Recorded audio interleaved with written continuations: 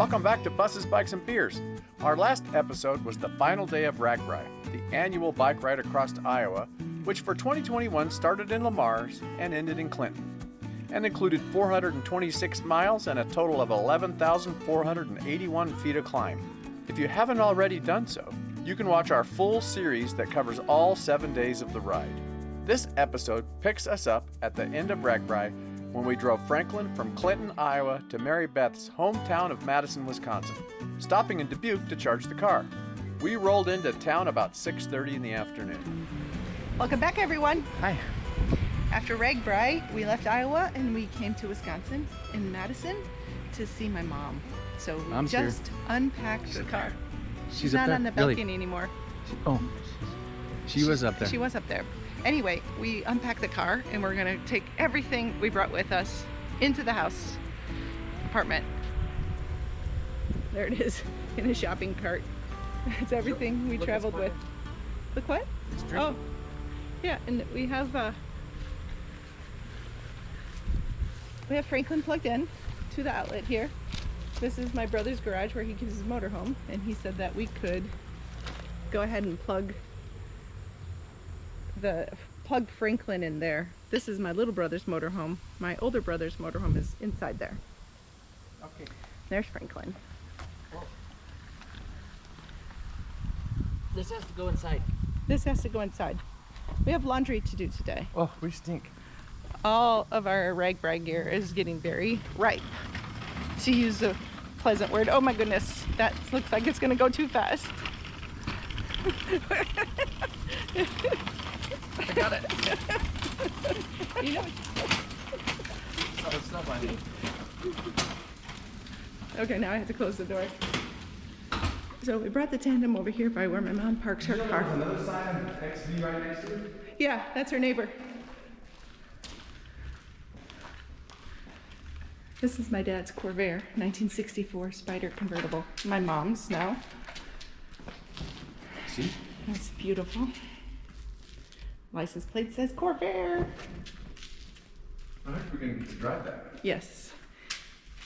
Okay. The red dragon is safely parked in the parking garage in front of Mom's Scion. After unloading all our stuff out of Franklin, we spent the rest of the day hanging out and having a few beers with Marybeth's mom. Good morning. Guess what we're doing today? Riding our bike. We're gonna go for a bike ride because we haven't done that enough. We woke up, had a good night's sleep at Mom's, and we got half of our laundry done, and we are heading out to see Lake Monona. We're gonna ride the bike around Lake Monona, With Mom. which is part in Madison, part in Monona. Mom's up there seeing us off. Wave to us, Mom. She's still in her PJs. All right, off we go. Is this liter coffee roast? Oh, what the hell? You're just shooting people. It's not nice. Someone's tire blew? Yeah, someone's tire blew. Yep. Oh my gosh. That's what that noise was. Oh yeah, that's a bad tire blow. Holy crap! Jesus! What the hell? As we pulled up to this place, We we heard this large boom. kaboom. It sounded like a gunshot. It did sound a little bit like a gunshot. And when we rolled up into the bike area, we figured out what it was. Where's this guy's tire? I mean, you talk about a catastrophic failure of a. It just blew the It just. tire It off blew the the tire off the rim. I mean, can you imagine if you were just standing next to this, chit-chatting, and that went off? You'd probably have... I would have soiled my pants. Coffee first. Coffee first. Coffee first, then right. I like the mask. It covers up my chipmunk cheek. No. Oh yeah, nobody can tell no one can see your deformity. No one can see that I'm swollen face. The tracks, we're gonna go left onto the bike path. I can't make it. Too big a hill. Watching the bike traffic course. Oh, this is neat. All right, Red Dragon likes to go 29 miles an hour. Let's roll. Just kidding. Are you chilly? No. Because I'm blocking the wind.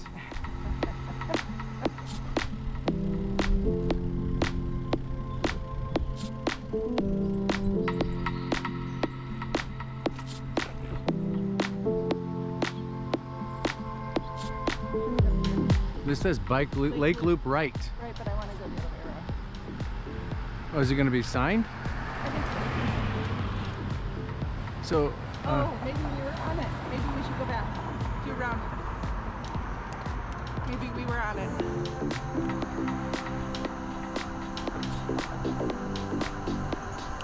I'm confused. No, you're not. Oh, I don't see any signs. Maybe we will now. Oh. Buckeye Road is a big one. There's a lot of cyclists. It's neat. Yeah. It is such a great drive. Morning. Good morning. I think we've gone the wrong way though. Morning. Good morning. Well, you're the one that wanted to go this I way. do want to go this way. Lake route, and that's cool. Someone made a sign.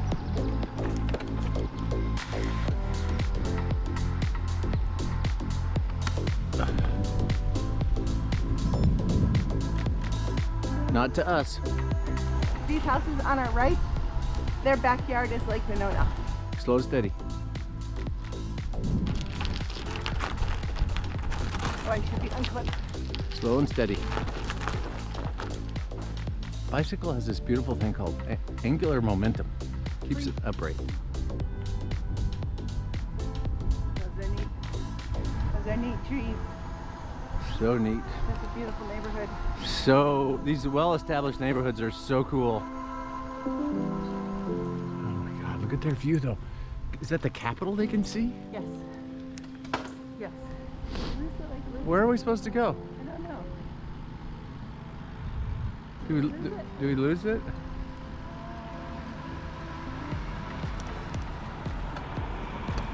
Seems like we lost it. I think we found it. Yep. We are reconnected with the bike path. Morning. Good morning. Good morning.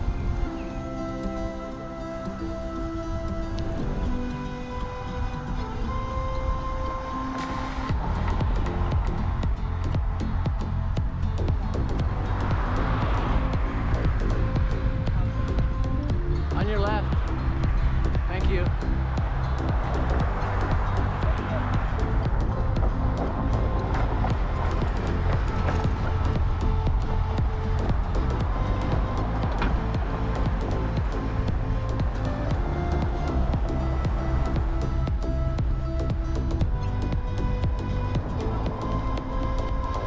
We're gonna launch. Get clipped in. It's gonna be a double launch. Double. Ready? 1, 2, 3. Oh, we launched like a rocket.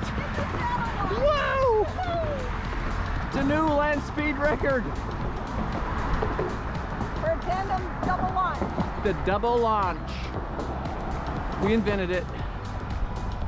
Right here, right now in Madison, Wisconsin. You witnessed the invention of the double launch. Yes.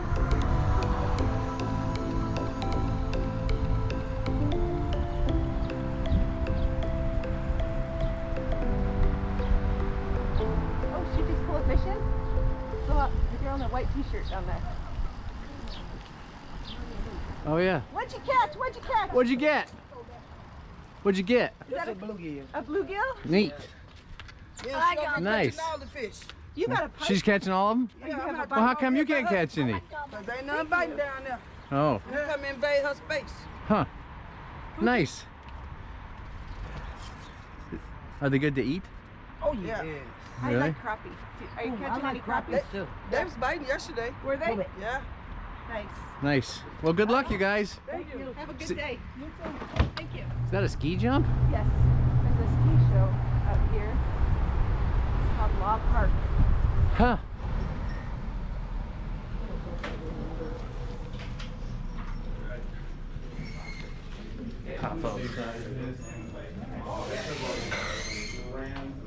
This is the coolest bike shop. This one has S&S couplers on it.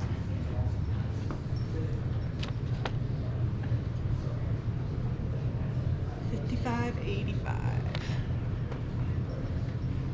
It has disc brakes though. That's a sweet bike.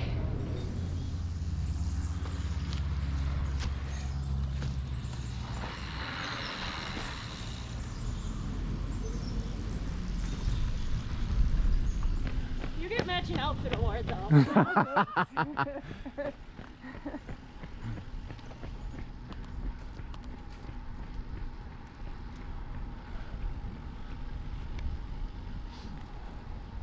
Like this? Don't move your head. I wanna. Don't move your head. But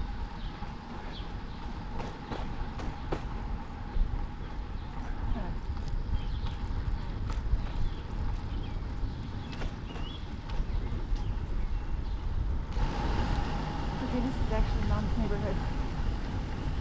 this is your No, mom? no, go. I'm sorry. I'm following the bike path. I know. Thought we were going past Mom's house. We do that. Go ahead. Sorry, ladies, sorry. Fine. Yeah, so cross the street and go left.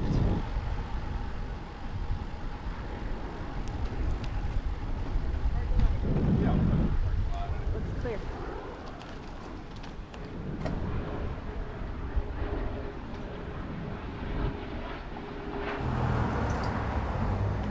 We just finished about 15 miles around the lake.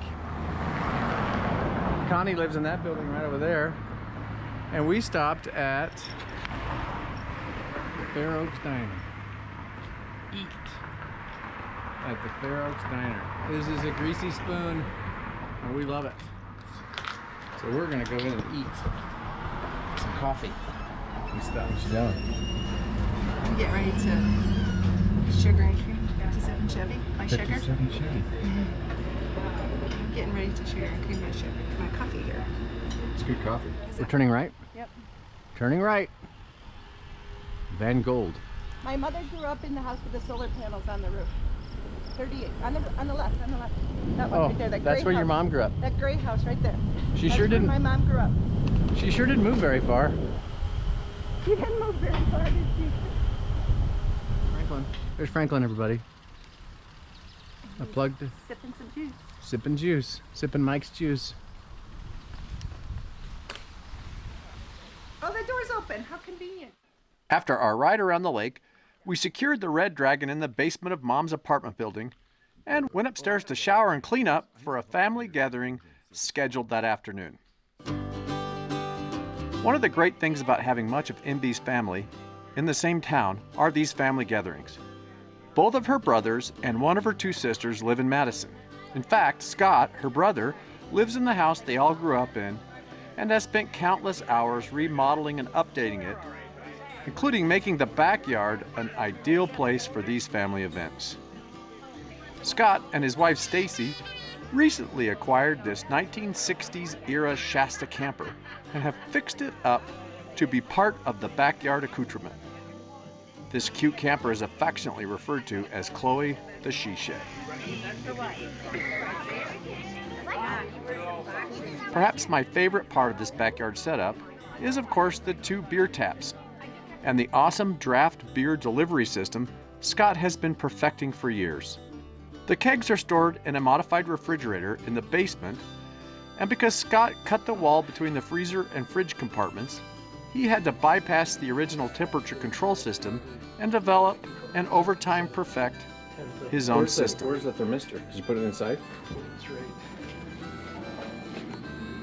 He also used parts from an old air dehumidifier to develop a cooling system for the beer that's in the line between the fridge and the tappers on the patio.